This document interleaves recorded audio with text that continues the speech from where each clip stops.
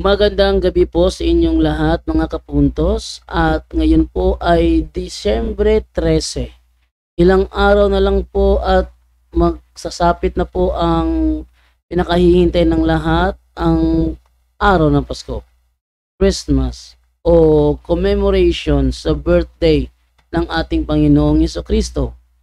Yan po ang ating tampok na video sa hapon na ito. At sa pagkakataong ito, ating panoorin kung paano mapapatunayan ni Kaburnok ang Christmas laban sa mga protestante na wala ng ibang ginawa kundi ang tutulan ito, ngunit ang mga ebidensya nila ay hindi naman mabigat at hindi naman talaga tumatama sa ating celebration. Ating panoorin yan dito sa episode na ito ng Punto por Punto Factbusters Special.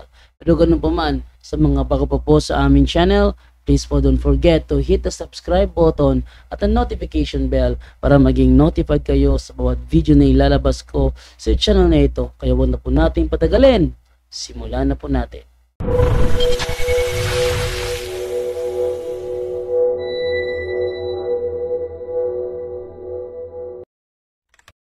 Magandang araw mga kababayan at mga kapatid. Welcome na naman sa isang extreme episode ng Factbusters PH. Magbabasa muna tayo ng isang talata sa Biblia. Zacarias 8:17. Ganito po ang ating mababasa. Huwag kayong magbabalak ng masama laban sa inyong kapwa at huwag magsisinungaling, sapagkat nasusuklam ako sa mga ito. Klarong-klaro mga kababayan, ang ating Panginoong Diyos po ay nasusuklam sa mga kasinungalingan na ipinapakalat sa Iglesia Katolika, laban na rin po sa mga tao na nagpapakalat ng maling aral.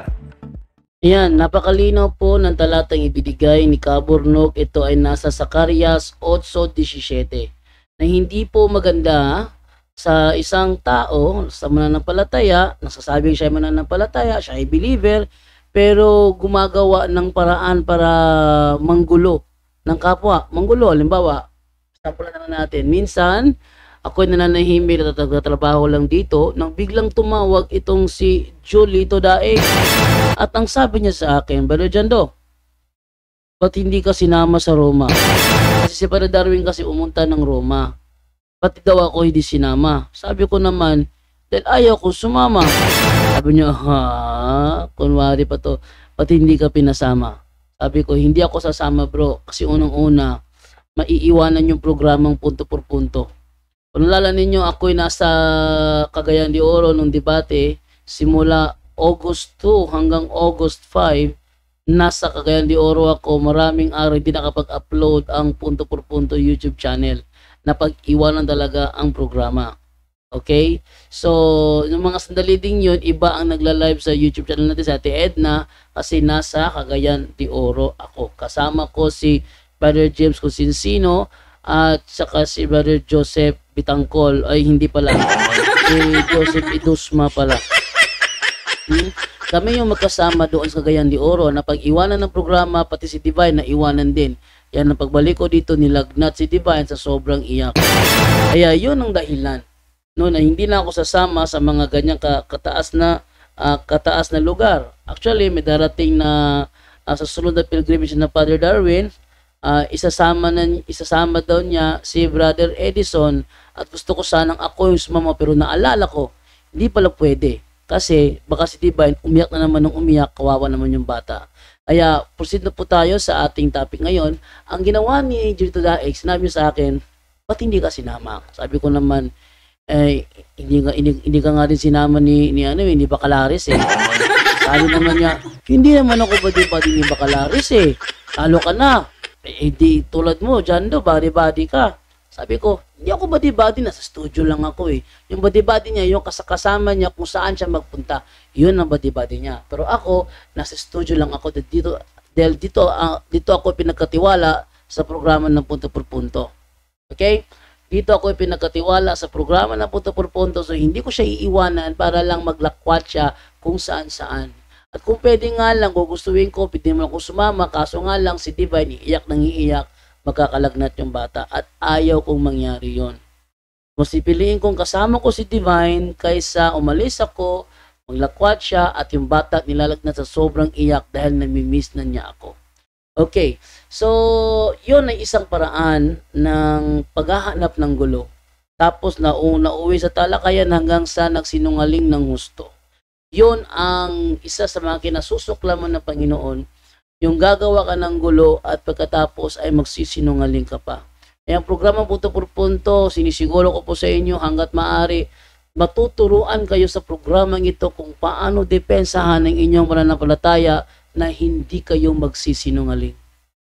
Yan ang aming ipinapangako sa inyo. Kapag manood kayo ng Punto por Punto, matuturuan namin kayo kung paano mga tuwiran at depensahan ng pananampalatayang Katoliko na walang halong kasinungalingan.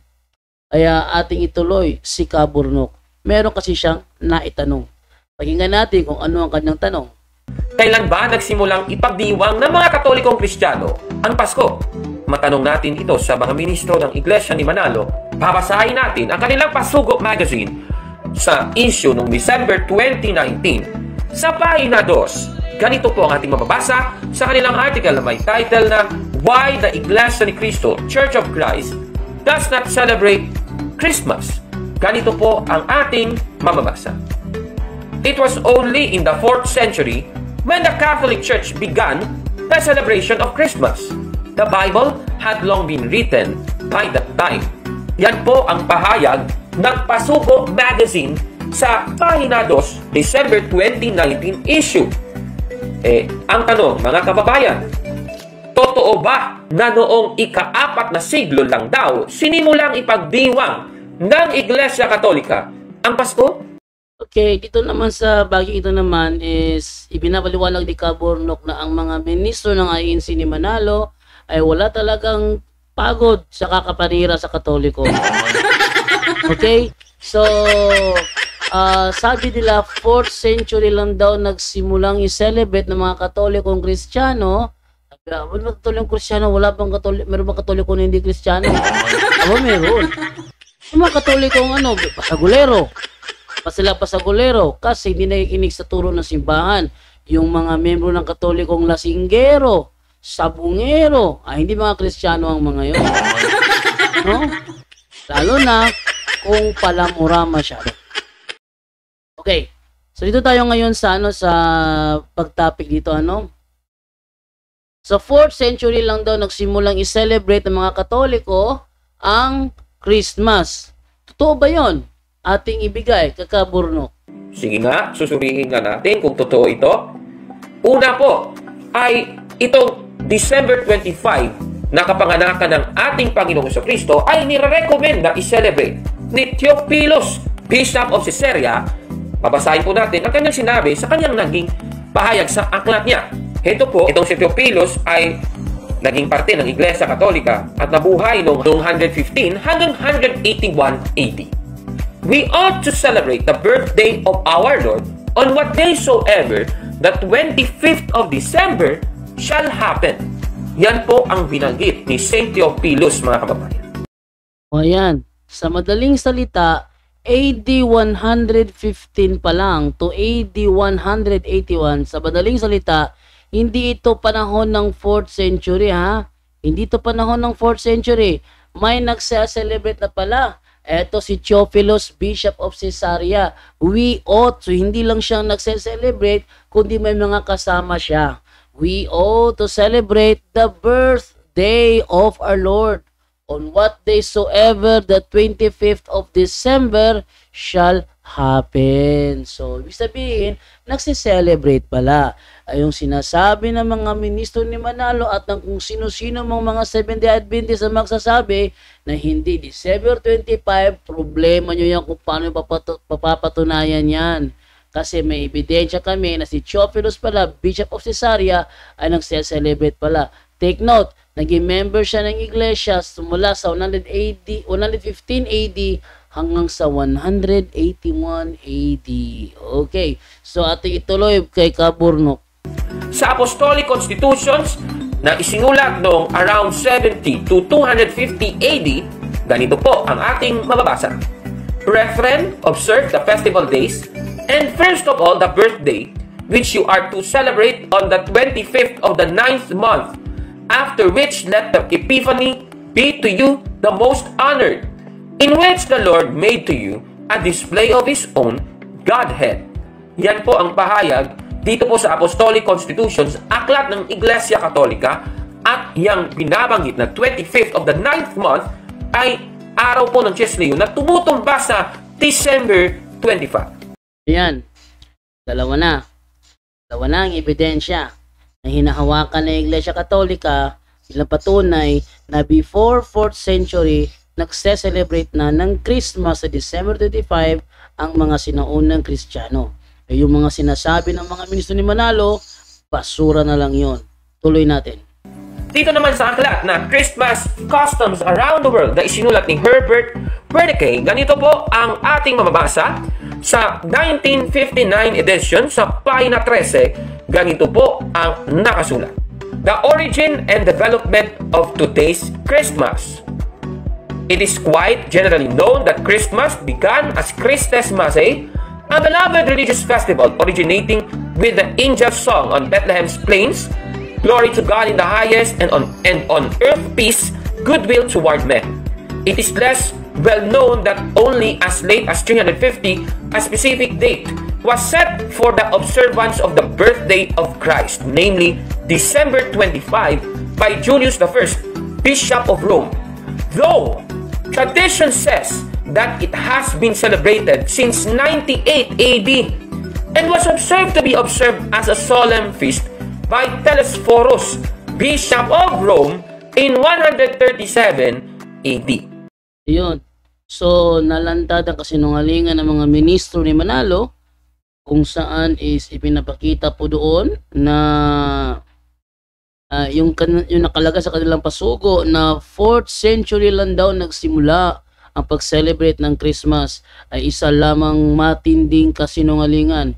Isang hakbang bilang pagpapakita ng kanilang pagkadesperado para siraan ng Katoliko at dumami ang kanilang membro. Pero bagamat ganun pa man ang kanilang ginagawa, hindi pa rin na-i-deny ang katotohanan na before 4th century, nagse-celebrate na pala ng Christmas ang Katoliko. Okay, so ating ibigay ngayon kay Kaburnok kung anong masasabi niya sa sinabi ng ito ng pasugo ni Manalo. Kaya sa sinasabing ito ng Iglesia ni Cristo ng Manalo, naku, nagpapaniwala naman ang mga miyembro nila. Maling-mali ito eh, wala naman sa katotohanan nito. Kaya, busted yan! Mali! Naku, nakakahiya. Isarap ko yung itapon itong Pasugo magazine na ito. Puro kasinungalingan ang nasa loob. Ayan, kaya huwag kayo magpaniwala sa mga pasugo na nilalathala ng mga ayinsin ni Manalo. Paniwala dyan, isa nagpuputa-puta sa simbahang Katoliko, namimigay ng mga pasugo. Yung pasugo naman nila, ang mga nasa loob, sinungalingan naman. Sinungalingan yun eh. Kalahin mo 4th century ito nagsimula. Kung 4th century nagsimula, dapat sana walang mga ebidensya na before 4th century may nagse-celebrate ng Christmas sa December 25. Kung totoo ang sinasabi ng pasugo. Kaso, tatlong referensya ang ipinalabas ni Kaburnok sa episode na ito ng Factbusters PH bilang patunay na may tatlong ebidensya, tatlo lang yun sa mga ebidensya na nagpapabagsak sa claim ng pasugo ni Manalo na nagsasabi 4th century lang daw nagsimula. How about kung yun ay kanilang kinuha sa isang referensya at tinitiyak ko yung referensya pinagkuhanan nila palpak din. Kaya ganoon na nagresulta, no? A few moments later. Ayan. At hindi lang mga pasugo ni Manalo ang kailangan nating iwasan. Pati rin yung mga babasahin ng mga saksi ni Jehovah. Kung naalala ninyo, nung nakaraang mga taon, yung mga saksi ni Jehovah doon sa Tutulan Dawis ay itinaboy ng mga Catholic faith defenders. Yun ay dahil sa namimigay sila ng mga babasahin nila na wala namang ibang laman kundi ang mapanira sa pananampalatayang Katoliko. Sana nga, pag yun ay kanilang inulit, na pasukin ulit ang lugar ng mga Katoliko, lalo na sa mga Catholic celebrations, talagang I strongly suggest itaboy ang mga yan. Itaboy. Kasi kapag yan pinahinayaan ninyo sa tingin nila Para na silang mga Trojan horses eh. Alam niyo ba yung tungkol sa Trojan horses? Ha? Pasimple mapasok, pero pag nakapasok, peligro. Yung mga saksi ni Jehovah, pag nagpunta sa mga lugar ng mga Katoliko, lalo na sa mga Catholic celebration, itaboy nyo yan palabas ng ating baluarte. Dahil pag hindi nyo yan itinaboy, maraming kaluluwa ng mga Katoliko ang mapapasaapoy ng impyerno ng dahil sa kanilang panluloko. Example na lang itong tampok na ito ni Kaburnok. Panoorin ninyo. Awake Magazine na isinulat noong December 2010, ganito po ang ating mababasa sa pahina 5. Its roots, the establishment of December 25, evolved not from biblical precedent, says the Christmas Encyclopedia, but from pagan Roman festivals held at year's end, about the time of the winter solstice in the northern hemisphere.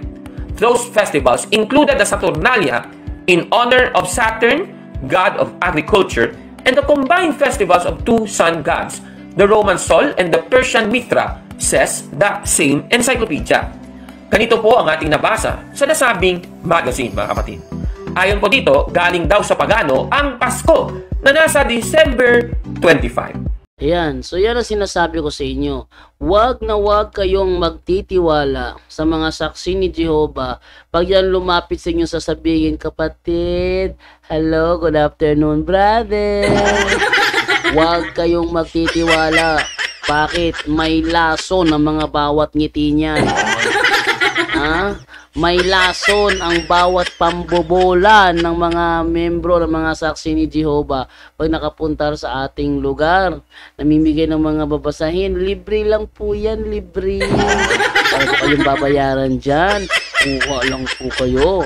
Kaso nga lang, pag dumampot ka doon, lagot ka pag yun binasa mo. Bakit? Panloloko ang nasa loob nun. Sabihin ba naman na sa pagano daw ang Christmas, wala pa akong nakitang pagano nag-celebrate ng Christmas? Ha? Anong paganong grupo ang may papakita na nagse-celebrate ng Christmas? Sabi niya, yung mga nagsisimba kay Mitra, pwede ba niya magpalabas ng encyclopedia nagsasabi na ang Mitraism ang nagse-celebrate ng Christmas? Kailan nagkaroon ng Kristo? Kailan nagkaroon ng Kristo ang mga Mitraism? Ha? Kailan nagkaroon ng Kristo ang Mitraism? May katuruan ba sa Mitraism na sa December 25 ipinanganak ang kanilang Kristo? Meron ba? Wala! Yung mga babasahin na saksi ni Jehovah, huwag kayong paniwala dyan. Ha? Mas maganda kung meron kayo niyan, isurrender nyo yan, ipadala nyo sa amin para gawin namin referensya laban sa mga saksi ni Pataka. Sige, so ating ipapatuloy ngayon, ano masasabi dito ni Kaburnok sa mga ginawang ito ng mga saksi ni Jehovah? Ayon po kasi sa ating nabasa ay binasa po nila at kinog itong nasa The Christmas Encyclopedia. So, hinanap po natin yung The Christmas Encyclopedia na isinulat po ni William Crump noong 2001.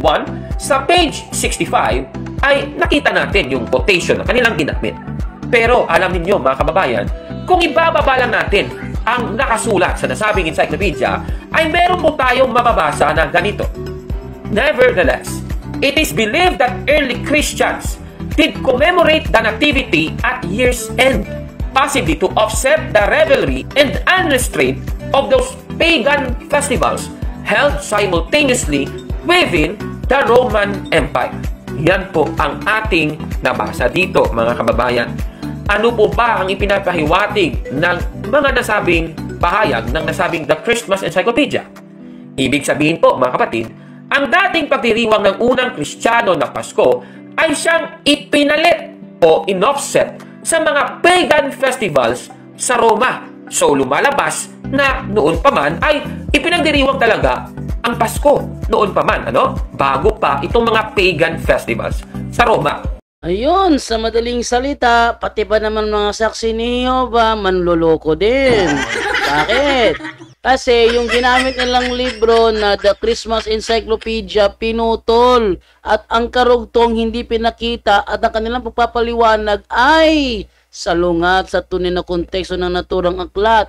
At ika nga, sabi nga dito, Nevertheless, it is believed that early Christians did not commemorate the Nativity at year's end, and possibly the offset, the revelry, and unrestraint of those pagan festivals held simultaneously within the Roman Empire. So yung Nativity ay hindi nila sineselebrate sa year's end doon sa December 31. Hindi nila sineselebrate doon, kundi dito sa ipinalit sa pagan festival. Possibly to offset the revelry and unrestraint of those pagan festivals. Ano yung pagan festivals? Yung kanilang Mithraism na celebration, yung kanilang Saturnalia, ipinalit. Ibig sabihin, iba ang Christmas, iba ang pagan festival. Eh, yung mga saksi ni Jehovah na yan, naku, manluloko din pala ang mga yan. Oh, manluloko din pala sila. Na-booking sila ni Kaburnok. Tuloy natin. Para mas maintindihan natin kung ano talaga yung nangyari, sige, i-explain ko po sa inyo. Pumunta po kasi sa Roma ang mga apostol, kaya nagkaroon ng mga minority of Christians sa Roma. Katunayan, mababasa natin yan sa Gawa.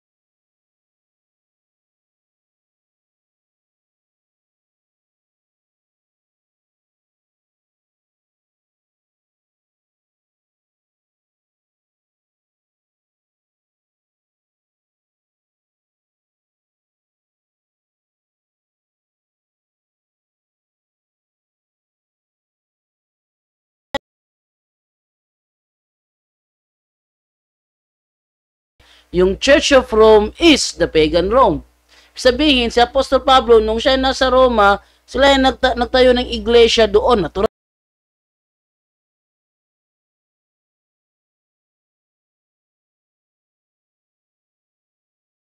Nag-establish sila ng chapter doon sa Roma. Anong tawag doon? Alangan na mag-Church of the Philippines. Ha? Alangan na ang tawag doon, Church in the Philippines. Or Church in Spain. Alam naman ganun. Siyempre, Church of Rome, nasa Roma sila eh. Limbawa, pagdating nyo sa Roma, may